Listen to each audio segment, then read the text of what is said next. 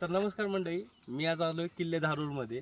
किल्ले धारूरमध्ये आल्याच्या नंतर ना मला असं कळालं की काही या गावातले तरुण सिद्धार्थ कापसे, गणेश कापसे आणि यांचा मित्रपरिवार इथं म्हणा झाडं लावतो. खरं तर ना मी असं ऐकलं की आमची तरुण पिढी ना गाड्या पळविण्यात, जास्त करून मुलींवर लाईन मारण्यात व्यस्त असते. पण धारूरचं विशेष कौतुक असं आहे की धारूरचं तरुण वर्ग आज अशा डोंगर ठिकाणी येऊन जिथं की खरंच गरज आहे कोणत्या गोष्टीची काही करायची असेल तर ती झाडं लावायची. जसं की मी माझ्या फिल्म इंडस्ट्रीत जेव्हा काम करतो तर आमच्यातले दिग्गज नटसुद्धा म्हणजे सयाजी शिंदे असतील, मकरंद अनासपुरे असतील, नाना पाटेकर सर असतील, हे सुद्धा झाडं लावायचे काम करतात. तर तसंच धारूरमध्ये हे गणेश कापसे ह्याचा सगळा मित्र परिवार, आता त्याचे मित्र येत आहेत, ते अजून काही आले नाही आहेत, पण त्यांना माझ्याकडून शुभेच्छा असतील की हे जे तुम्ही काम करताय ते चालू ठेवा, अविरत करत राहा.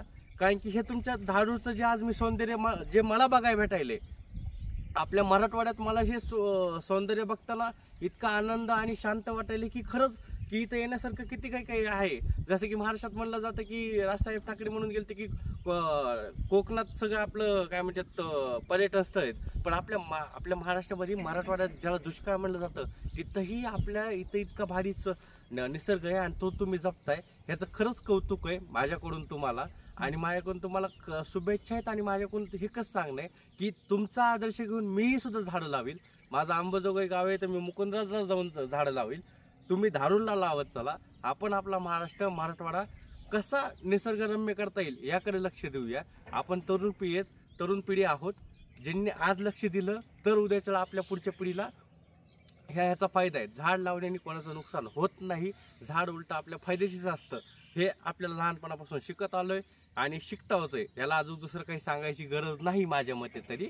पण मला असं वाटतं की आज जेव्हा मी ह्यांच्यासोबत आज धारूर जेव्हा फिरतोय, वेगवेगळी माहिती घेतोय आणि हे जेव्हा असे प्रकल्प आहे की आता ह्यांचे तुम्ही झाडं बघू शकता की ह्यांनी कशी लावलीत. आणि हे मित्र सायकलवर येतात माहिती का. आता इतका मोठा डोंगर आहे, मी मागाशी गाडीवर आलोय तर तुम्हाला खरं सांगतो हे सायकलवर येतात आणि सायकलवरून पाणी आणतात आणि ह्या झाडाला, हे झाडाची बघा ना किती ग्रोथ झाली मोठीच्या मोठी.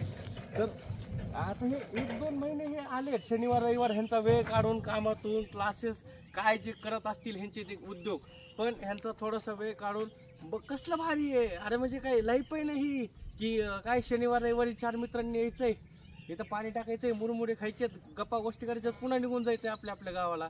कशाला कोणाच्या मध्ये. मग ह्याच्यामुळं ना तरुण पिढी बिघडणार आहे, ना निर्व्यसनी होणार आहे, ना काय होणार आहे. तुम्हाला फक्त एकच काम करायचं सध्या, तुमच्या आजूबाजूचा परिसर नीट ठेवा. आपला महाराष्ट्र सुख समृद्ध होईल असं मला तरी वाटतं. आज धारूरमध्ये आल्यावर मी फक्त ह्या ग्रुपला एवढंच, धारूरच्या तरुण सगळ्यांना मी एवढंच शुभेच्छा देतो.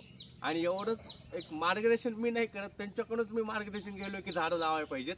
तर मी झाडं लावणार आहेत, तुम्ही बी हे काम अविरतपणे चालू ठेवा, एवढीच माझी तुम्हाला कळकळीची विनंती. आणि सगळ्यात महत्त्वाचं, तुम्ही हे जे काम करताय ते अविरतपणे काम करत राहा. किल्ले धारूर पर्यावरण वाचवा ही योजना आपण सध्या ह्या तरुण पूर्ण तुमच्या धारूरच्या सगळ्या तरुण पिढीने राबवायला सुरुवात केली. तर धारूरकर लक्षात ठेवावे का, ह्यांनी काम सुरू केलंय ते तुम्हाला पुढे न्यायचंय. धारूरची काही लोक करतायत, बाकीची करत नाहीत, असं नका करू. गाव तुमचं आहे, तुम्हालाच ऑक्सिजन भेटणार आहे, त्याच्यामुळं नीट लक्ष द्या. तुमचं गाव सुख समृद्ध करा, पर्यावरण करा, निसर्गरम्य करा, हीच तुम्हाला कळकळीची माझ्याकडून विनंती. बाकी तुमच्या गावाकडून मी आदर्श घेऊन मी झाडं लावण्याचा प्रयत्न करणार आहे आणि तुम्हाला मी एवढंच शुभेच्छा देतो. बाकी किल्ले धारूर पर्यावरण वाचवा. धन्यवाद.